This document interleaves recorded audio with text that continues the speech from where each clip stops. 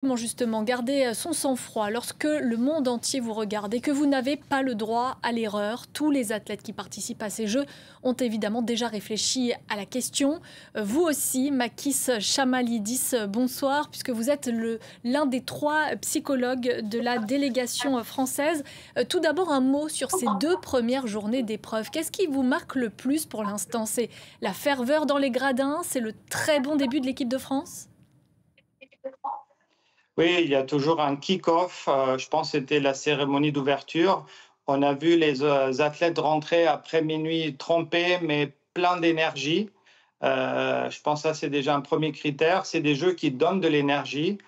Ensuite, il faut dire aussi que euh, être à domicile, c'est à la fois une pression, mais c'est aussi un moyen d'être porté. On pense que ces jeux-là donnent beaucoup d'énergie aux athlètes et ils sont fiers de représenter leur pays. Qu'est-ce que vous dites à justement vos athlètes juste avant qu'ils entrent sur la piste du Grand Palais, sur le tatami, dans le bassin olympique? Vous leur dites de rester dans leur bulle, de visualiser leur victoire? Ça, c'est un travail qui commence bien en amont, évidemment. Le but, c'est de savoir où on met les pieds, de bien connaître les codes, les exigences du haut niveau. Il est beaucoup question de gérer les attentes parce que euh, n'importe qui peut exprimer son talent quand il n'est pas attendu, mais quand les attentes sont élevées, quand on a parfois même une dette, hein, tout le monde vous dit il faut gagner et c'est pas du tout pareil de se dire je dois gagner ou je veux gagner. L'autre jour, une Teddy Riner, il y avait des gens, des bénévoles qui lui disaient bon, maintenant il faut ramener la médaille.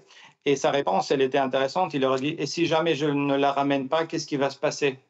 Donc il faut aussi savoir euh, relativiser et gagner, ça ne doit pas être une obligation, mais c'est une prise de responsabilité. Elle vient d'où la pression la plus forte? Elle vient des médias, des sponsors, des réseaux sociaux? Oui, on a les réseaux sociaux où on est au courant de tout, voire des choses qui ne sont pas vraies. Il y a aussi une pression de ceux qui annoncent tel chiffre de médailles. Il faut savoir qu'il y a des délégations comme les États-Unis ou le Japon qui se disent il y a déjà suffisamment de pression, pourquoi demander tel nombre de médailles à nos athlètes? Et tous ceux qui ont aidé financièrement et avec les moyens, même mentalement, ils peuvent être en attente d'un résultat, mais il ne faut pas que ça devienne une dette pour l'athlète, mais plutôt un plaisir et une fierté de s'exprimer sous pression. Un mot du village olympique. Je lisais une interview du nageur Alain Barnard et du perchiste Renaud Lavillenie qui disait qu'on pouvait facilement s'y perdre dans ce village olympique, s'y perdre un peu mentalement, tellement il y a une euphorie, il y a une fête permanente. Comment vous faites avec les athlètes justement pour qu'ils restent concentrés sur leurs épreuves?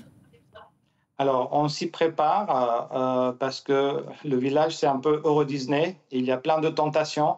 On peut aller au restaurant qui est ouvert 24 heures sur 24. Il y a des stands de boissons énergétiques, des fontaines de soda et bien d'autres tentations. Mais le but, c'est de savoir que oui, certes, c'est une fête, mais il faut aussi savoir fermer la porte. Et on visualise ces moments-là depuis un moment. Qu'est-ce que j'ai prévu au cas où pour ne pas être surpris et pour bien canaliser son énergie. À ce stade, la France, elle a déjà remporté 6 médailles. Ceux qui les ont décrochées accèdent, on l'imagine, à un état psychique, mental tout nouveau. On se sent plus fort, plus puissant. Est-ce que ça peut monter à la tête? Comment on fait pour redescendre? Vous êtes là aussi pour gérer l'après-victoire?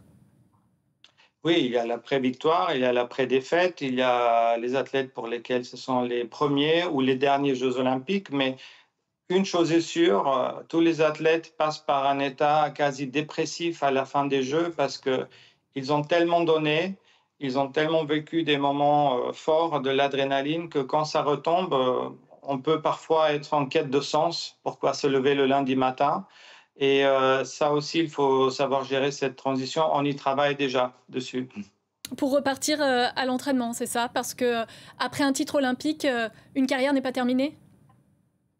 Bah, après un titre olympique, traditionnellement, on flotte pendant quelques semaines, les médias s'y intéressent, les sponsors aussi, et en fonction de la médiatisation de sa discipline, le tir à l'arc, c'est pas pareil que le basket. Évidemment, on surfe sur cette vague jusqu'à revenir sur terre et se refixer des rendez-vous pour les prochaines compétitions.